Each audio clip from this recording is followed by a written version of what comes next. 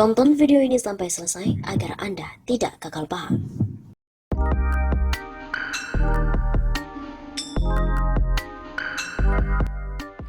Beredar video Jokowi berjoget saat rakyat demo tolak Undang-Undang Cipta Kerja Omnibus Law.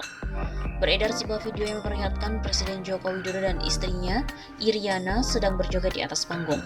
Dinarasikan Jokowi dan istri berjoget saat kelompok masyarakat dari kalangan buruh, mahasiswa dan pelajar berdemonstrasi menolak Undang-Undang Cipta Kerja Omnibus Law. Akun Facebook fans Pak Gatot Nurmantio membagikan video tersebut pada hari Jumat 9 Oktober. Akun itu membuat narasi pada unggahan videonya bertuliskan sebagai berikut. Rakyat demo di Jakarta, malah Bapak Presiden lagi berjoget. Lalu benarkah Jokowi dan istri berjoget saat masyarakat berdemo menolak Undang-Undang Cipta Kerja Omnibus Law?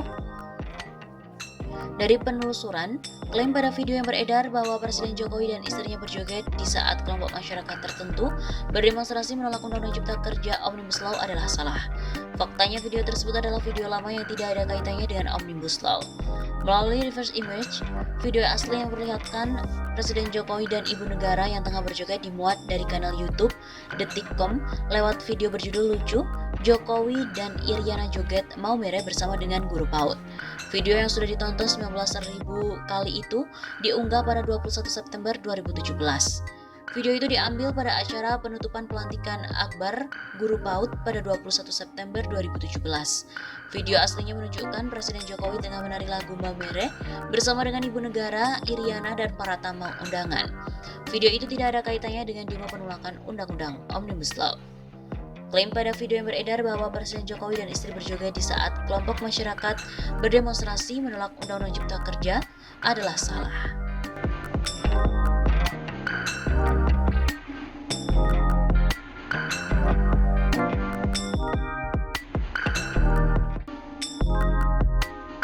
Puan dan Jokowi kabur ke Singapura selama 30 hari ke depan. Beredar sebuah narasi bahwa Ketua DPR Dewan Perwakilan Rakyat Puan Maharani dan juga Presiden Joko Widodo serta jajarannya kabur ke Singapura selama 30 hari ke depan. Narasi ini pun beredar di media sosial. Adalah akun Facebook Sarifudin yang turut mengunggah tangkapan layar berisikan narasi tersebut. Selasa 13 Oktober 2020 dan berisi narasi seperti ini. Puan dan jajarannya serta Jokowi sudah berada dalam pesawat menuju Singapura. Mereka kabur lagi. Rakyat yang demo hanya akan berantem dengan wercok. Korban pasti akan lebih banyak lagi yang berjatuhan. Tapi DPR dan Jokowi tidak akan bisa lengser. Karena mereka sudah terbang ke Singapura untuk 30 hari dengan alasan kerja. Mereka bukan kerja tapi sedang berlibur karena Indonesia Timur sudah dijualnya. Mereka sudah cair uang dari para cukong 9 naga. Unggahan ini pun ramai direspon oleh warganet. Terdiri dari 93 emoticon, 28 komentar, dan 30 kali dibagikan. Dari penelusuran tim Cek Fakta, klaim bahwa Ketua DPR Puan Maharani dan juga Presiden Joko Widodo serta jajarannya kabur ke Singapura untuk 30 hari ke depan adalah salah. Faktanya tidak ada informasi resmi mengenai hal tersebut. Di sisi lain, Presiden Jokowi tetap berada di Indonesia. Pada Senin 12 Oktober 2020, Jokowi terpantau memimpin rapat terbatas untuk membahas laporan Komite Penanganan COVID-19 dan Pemulihan Ekonomi Nasional melalui konferensi pers video dari Istana Merdeka, Jakarta. Dalam kesempatan tersebut, Jokowi juga terus mendorong peningkatan angka rata-rata kesembuhan dari pasien COVID-19, standar pengobatan dan perawatan di tempat isolasi.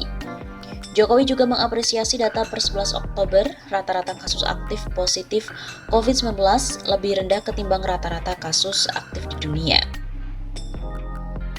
Rata-rata kasus COVID di Indonesia adalah 19,97%.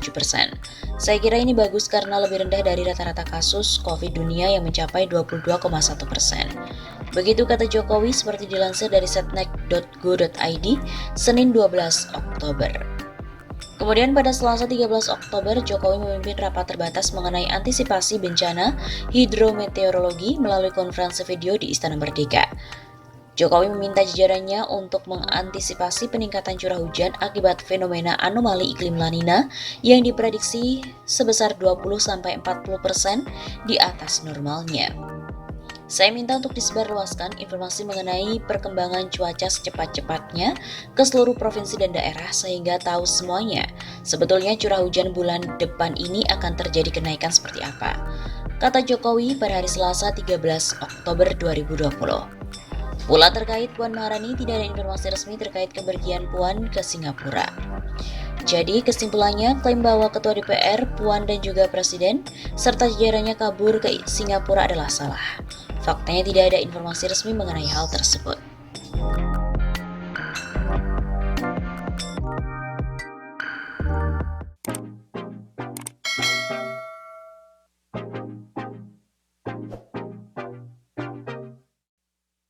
Parlemen ASEAN untuk HAM minta Jokowi batalkan Omnibus Law. Gelombang penolakan terhadap Undang-Undang Omnibus Law Cipta Kerja kini tidak hanya datang dari dalam negeri, tapi juga luar negeri. Salah satunya ASEAN Parliamentarians for Human Rights atau APHR yang ikut menyampaikan sikap terhadap Undang-Undang Sabu Jagat ini. APHR minta Presiden Republik Indonesia untuk membatalkan undang-undang ini. Begitu kata ketuanya yang juga merupakan anggota Parlemen Malaysia, Charles Santiago, dalam keterangan resmi yang diterima oleh redaksi Tempo di Jakarta pada Kamis 15 Oktober.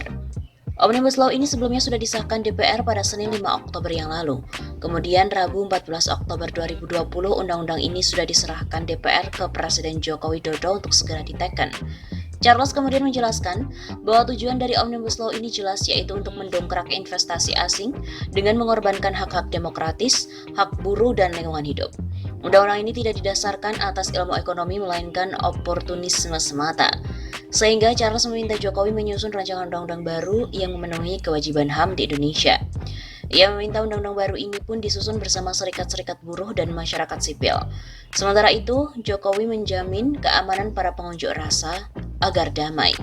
Ini bukanlah pernyataan sikap dunia internasional pertama kali atas Omnibus Law. Sebelumnya, sekumpulan investor global ikut menyuarakan kekhawatiran mengenai isu Undang-Undang Cipta Kerja. Mereka antara lain adalah Aviva Investors, Legal and General Investment Management, manajer aset yang berbasis di Belanda, Robeco, serta manajer aset terbesar di Jepang, Sumitomo Mitsui Trust Asset Management. Secara keseluruhan mereka adalah 35 investor global dengan total aset kelolaan mencapai 4,1 triliun US dollar. Meskipun kami menyadari perlunya reformasi hukum bisnis di Indonesia, kami memiliki kekhawatiran tentang dampak negatif dari tindakan perlindungan lingkungan tertentu yang dipengaruhi oleh Omnibus Law untuk menciptakan pekerjaan. Ujar Senior Engagement Specialist Robeco, Peter van der Werf, perwakilan komunitas investor tersebut.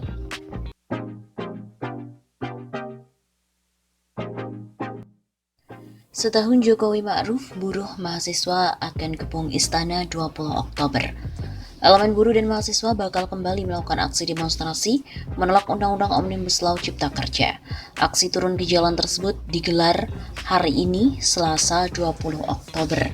Ketua Konfederasi Aliansi Serikat Buruh Indonesia (KASBI), Nining Elitos mengatakan demonstrasi digelar berbarengan dengan momen 1 tahun Joko Widodo dan Wakil Presiden Ma'ruf Amin. Nining menyebut para buruh akan melakukan long march dari Universitas Indonesia (UI), Salemba, hingga depan Istana Kepresidenan Jakarta. Buruh dari berbagai serikat pekerja bergabung dalam aksi. Nining juga menegaskan tuntutan para buruh masih sama dengan aksi demonstrasi sebelumnya. Mereka menuntut agar Presiden Jokowi membatalkan Undang-Undang Cipta Kerja dan menerbitkan peraturan pengganti undang-undang atau Perpu. Aliansi Badan Eksekutif Mahasiswa Seluruh Indonesia atau BEMSI juga bakalan ikut turun aksi. Mereka kecewa lantaran Jokowi tak mau bertemu langsung menerima aspirasi pada aksi-aksi sebelumnya. Para mahasiswa hanya ditemui oleh staf khusus Presiden. Sekaligus bertepatan dengan 1 tahun kerja Bapak Jokowi Ma'ruf Amin, aksi dilaksanakan pada Selasa 20 Oktober. Remi menjelaskan, tuntutan mereka masih sama, yakni mendesak Jokowi mengeluarkan Perpu untuk mencabut Undang-Undang Cipta Kerja yang telah disahkan pada Senin 5 Oktober yang lalu. Selain itu, BEMSI juga mengecam langkah pemerintah yang berusaha mengintervensi gerakan dan suara rakyat serta berbagai tindakan represif dari aparat kepada seluruh massa aksi.